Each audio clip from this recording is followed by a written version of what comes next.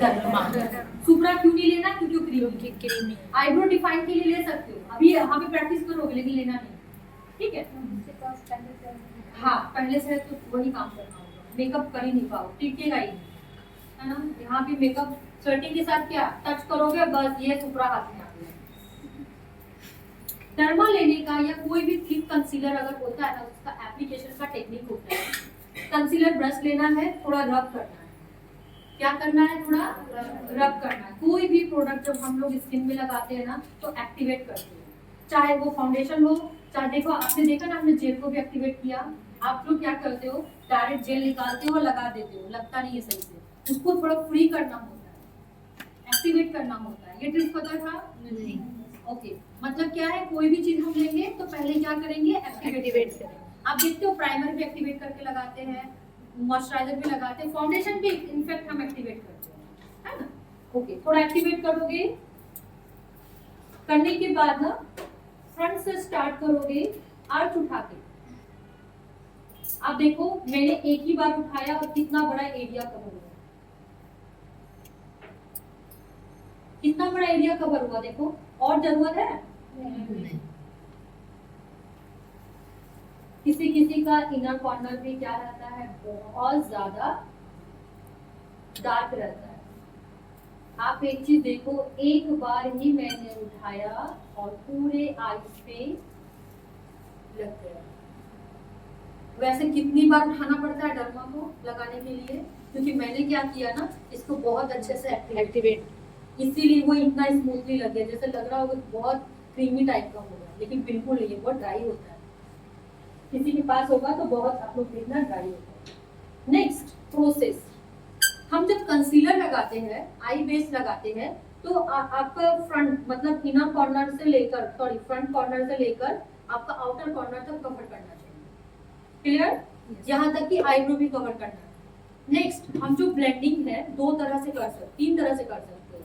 Sponge से कर सकते हैं, ब्यूटी ब्लेंडर से कर सकते हैं, और या तो कंसीलर ब्लेंडिंग ब्रश भी आता है, उससे भी कर सकते हैं। ठीक है, अभी आपके पास क्या है? स्पॉन्ज, आर्च उठाना है और हल्के हल्के हाथों से प्रोसेस क्या होगी? टैप टैप, ड्रैग नहीं होनी चाहिए। ड्रैग ऐसे होती है, ड्रैग, अगर ये ड्रैग करके करोगे तो कंसीलर उठ जाएगा। टैप टैप होगी, मतलब जो जिस जगह पे उस जगह पे उसी को सेट करना है। और ब्लेंडिंग क्यों करते हैं? इसलिए करते हैं ताकि आप कोई कलर भी लगाओगे तो वो पैची नहीं बनाएगा। स्किन पे अगर कंसीलर रखा हुआ तो लॉन्ग लास्टिंग नहीं होता है ना? कभी कभी कंसीलर ज्यादा कम लगता है तो उसको इक्वल करने के लिए भी ब्लेंड करते हैं। ओके, हल्के हल्के हाथों से क्या करोगे? ब्लेंड, टैप टैप, एकदम टैप टैप होनी चाहिए। और ये जो आउटर और फ्रंट की लाइन को आप लोग क्या करोगे? अच्छे से ब्लेंड करोगे। ये जो फ्रंट की लाइन देख रहे हो ना, और ये जो आउटर देखो, आउटर मैंने बहुत अच्छे से ब्लेंड किया।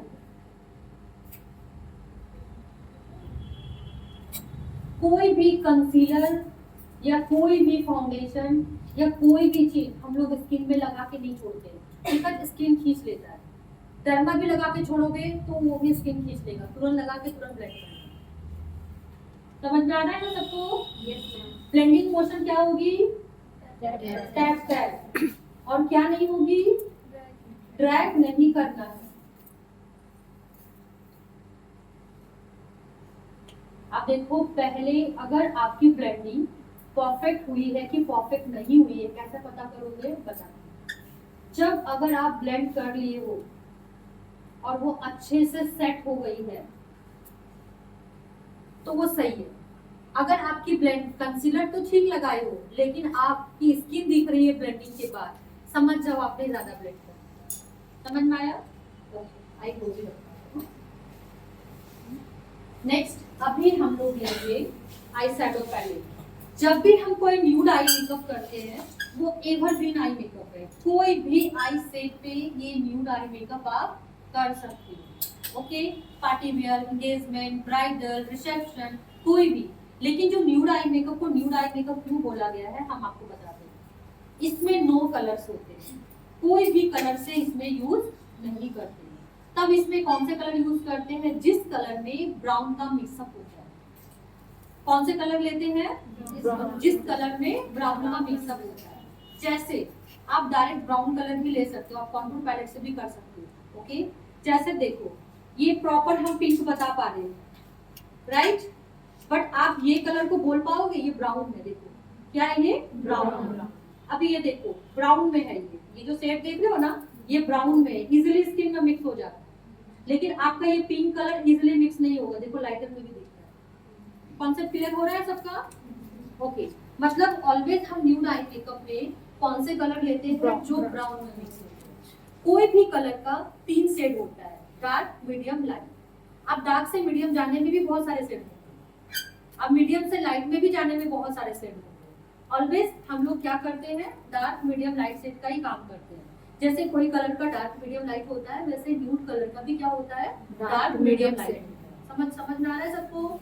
ओके, तो यहाँ पे आपको अभी लेना क्या है? लेना है आपको यहाँ पे ना ज्यादा डार्क लेना है और ना ज्यादा लाइट लेना है, यानी कि मीडियम शेड लेना है। Concept clear? अगर आपके पास मीडियम शेड नहीं है तो मीडियम कैसे बना लोगे? टिंट मिक्स करके। अगर आपके पास डार्क नहीं है तो डार्क कैसे बना लोगे? अगर है तो जरूरत नहीं है। समझ में आया? अभी ना हम लोग जो ब्रश लेंगे, न्यूड आई मेकअप में कभी भी कोई कलर की लाइन नहीं दिखती है। क्यों नहीं दिखती है? क्योंकि वो पूरा सटल रहता है, पूरा स्किन में मर्ज रहता है। ओके, इसीलिए आज हम एक ही ब्रश से, मतलब कोई भी ब्रश से आपको नहीं करना है, एक फ्लफी ब्रश से ही इसका पूरा काम हो जाएगा। ब्लेंडिंग भी हो जाएगी, मतलब न्यूड आई मेकअप में कभी भी कलर डिपोजिट नहीं करते, ऑलवेज ब्लेंडिंग भी करते। जैसे मैं जो अभी ले रही हूँ ना, ये मीडियम शेड ले रही हूँ। ओके, मैंने लिया और डस्टअप जरूर करोगे। एक्स्ट्रा कलर को क्या करोगे? डस्टअप जरूर करोगे। और जब आप कलर लोगे ना तो मिडिल वाला देखना, किसी किसी का आईज में बहुत कम स्पेस होता है, तब हम लोग मिडिल वाला आर्ट को हल्के हाथों से आप करते हैं। कोई कोई आईज देखना अच्छे से बंद करते, स्पेस रहता है, तब आप नहीं करते। ओके, हल्का लिया और जब ब्लेंड करोगे ना, नीचे से स्टार्ट करोगे। कहाँ से? नीचे से। एंगल होनी चाहिए आपकी 230 या 40। कितना होना चाहिए? 240 या 30। कभी भी 90 डिग्री के एंगल में नहीं हो सकते। ये कितना डिग्री का एंगल है? 90 डिग्री के एंगल है, राइट? जब पीछे की तरफ जाती है तो क्या होता है? कितना हो जाएगा? ये कितना है? जब 90 डिग्री के एंगल से जब पीछे की तरफ जाते हैं तो वो होता है 100, 110, 20। पढ़े ना स्कूल में? इतना सॉफ्ट क्यों होता? पीछे की तरफ जाते हैं तो क्या होता है? देखो ये 120, 30, 50 होता है ना। और जब सामने की तरफ आती है तो 70, 80, 70, 60, 45 डिग्री। ओके, ये बराबर बराबर कितने डिग्री के एंगल में? 180 डिग्री। अब ये 180 डिग्री के एंगल से नीचे है, यानी कि 230 या 240। समझ में आया? जब हम लोग ब्लेंडिंग करेंगे तो कितने डिग्री के एंगल में करेंगे? 230 या 40। और जब भी ब्रश को पकड़ोगे टॉप, कहाँ पकड़ोगे? टॉप पे। अगर ब्लेंडिंग के समय आपकी लाइन आ रही है, समझ लो हाई प्रेशर है। प्रेशर में कभी भी ब्लेंडिंग के समय प्रेशर हम लोग ब्रश में नहीं देते, इसीलिए टॉप से पकड़ते हैं। अगर किसी का प्रेशर लगता भी है तो आप टॉप से पकड़ो, डस्टअप करो। और जब ब्लेंडिंग करेंगे तो कहाँ? नीचे से स्टार्ट होगी। समझ में आ रहा है? देखो मैं जब ऊपर भी जा रही हूँ ना तो भी मेरी लाइंस नहीं दिख रही है। समझ में आ रहा है सबको? लाइंस नहीं दिखना चाहिए। Concept clear? कितनी डिग्री एंगल में करना है ब्लेंडिंग? ऑलवेज 230 या 240। 240 या 230 डिग्री की एंगल। क्या एंगल मालूम था आप लोगों को? अब पता चला ना? अब सब लोग सब नोट डाउन करोगे घर जाकर कि ब्लेंडिंग एंगल 230 240 ऑब्लिक देखते हैं, क्योंकि मैं कभी कभी 230 में भी कंफर्टेबल हूँ, कभी कभी 240 में भी।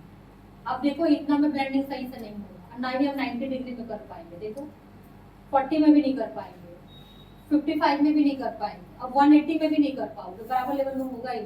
आपको 220 230 में जाना ही पड़ेगा, 40 में जाना ही पड़ेगा। जब ब्लेंड करेंगे ना तो आपकी लाइंस नहीं दिखनी चाहिए। उसके लिए ब्रश का प्रेशर कैसा होना चाहिए? हल्का।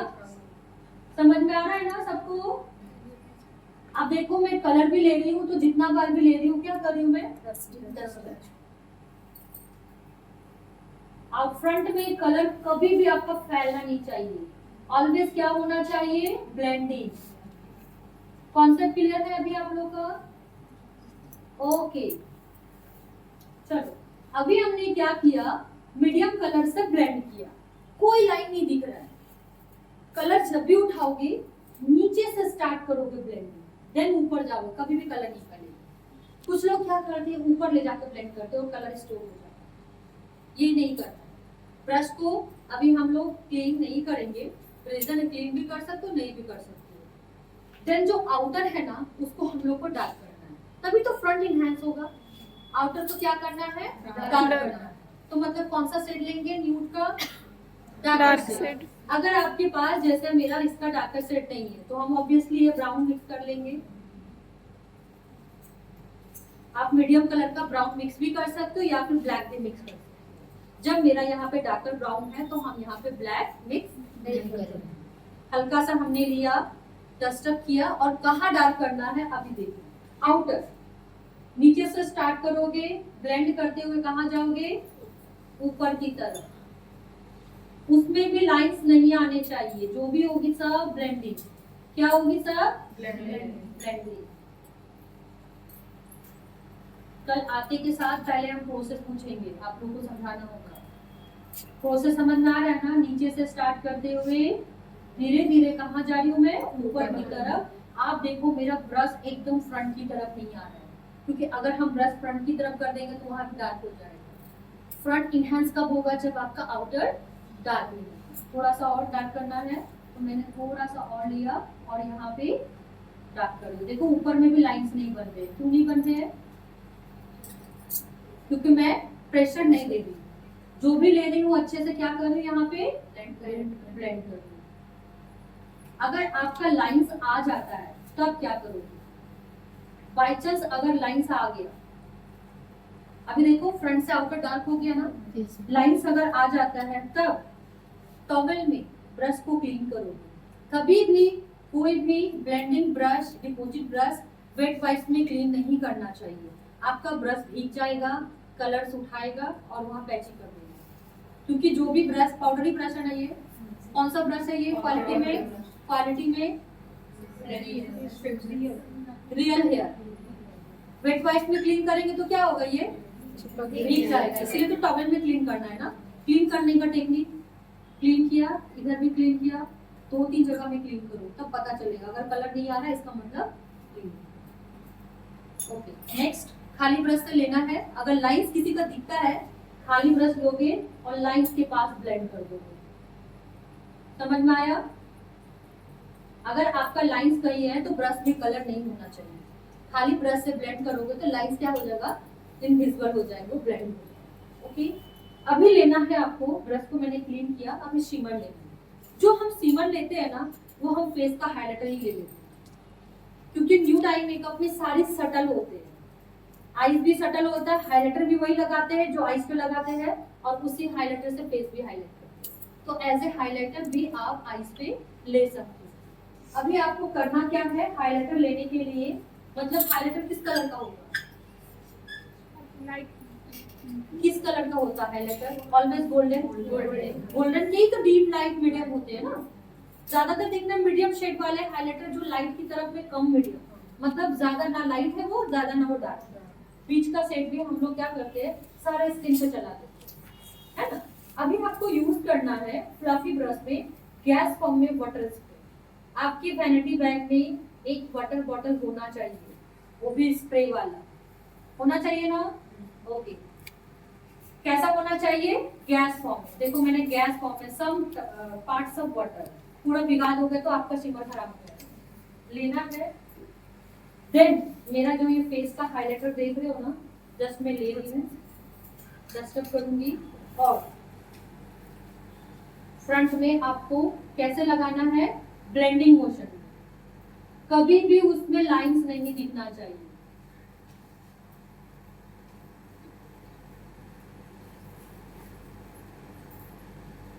और आउटर का तरफ भी नहीं लगना चाहिए। समझ में आया सबको? कॉन्सेप्ट क्लियर है? आप देखो फ्रंट कितना हाईलाइट लग रहा है, इनहैंस लग रहा है। समझ में आ रहा है ना?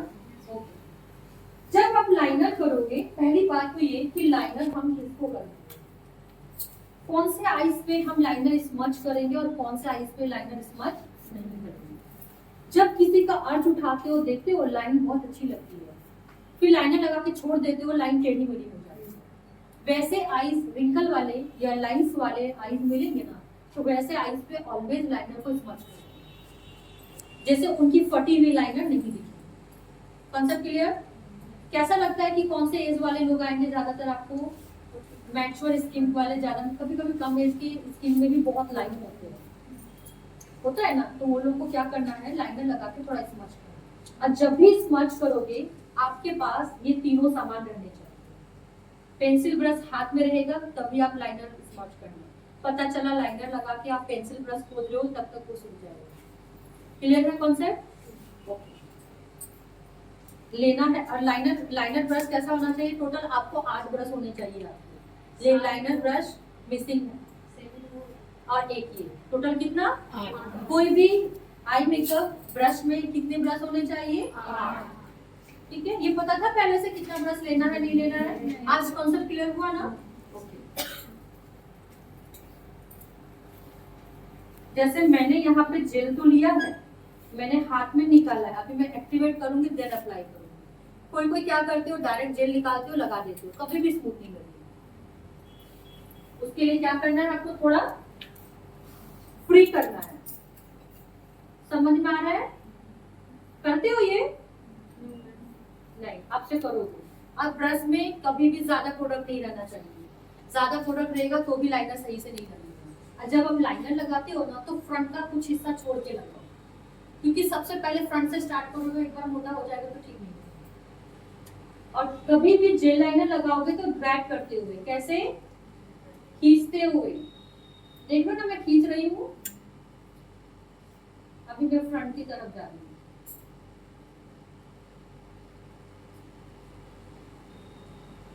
आ रहा है सबको समझ में?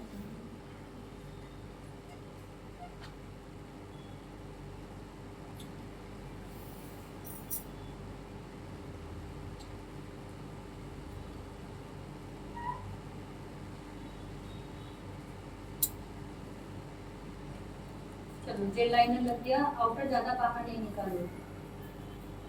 अब जेल लाइनर जब लग जाएगा ना, तुरंत लेना है पेंसिल ब्रश, और ये जो ऊपर का लाइन है ना, इसी को क्या करोगे आप लोग? स्मच करोगे। ऊपर का लाइन, पूरा जेल लाइनर को नहीं स्मच करना है, जो ऊपर की लाइन है उसी को ही क्या करना है? छोटे स्पेस में करना है, बड़े स्पेस में नहीं करना है। अगर आप बड़े स्पेस में करोगे तो क्या होगा? ब्लैक कलर क्या होगा?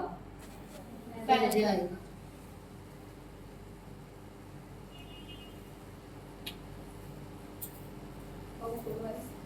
अब देखो मेरा ये लाइनर स्मच हो गया है। इसको और भी फिनिशिंग करने के लिए हम क्या देंगे? ब्रश को पहले क्लीन कर लेंगे। क्लीन करने के बाद लेना है आपको मीडियम ब्राउन या तो डार्क ब्राउन। क्या लेना है? अब मीडियम ब्राउन और डार्क ब्राउन कब लोगे समझना। अगर आपका लाइनर थोड़ा कम लगा है और लग रहा है कि थोड़ा कम लगने की वजह से हल्का दिख रहा है, तब डार्क ब्राउन। अगर आपका जेल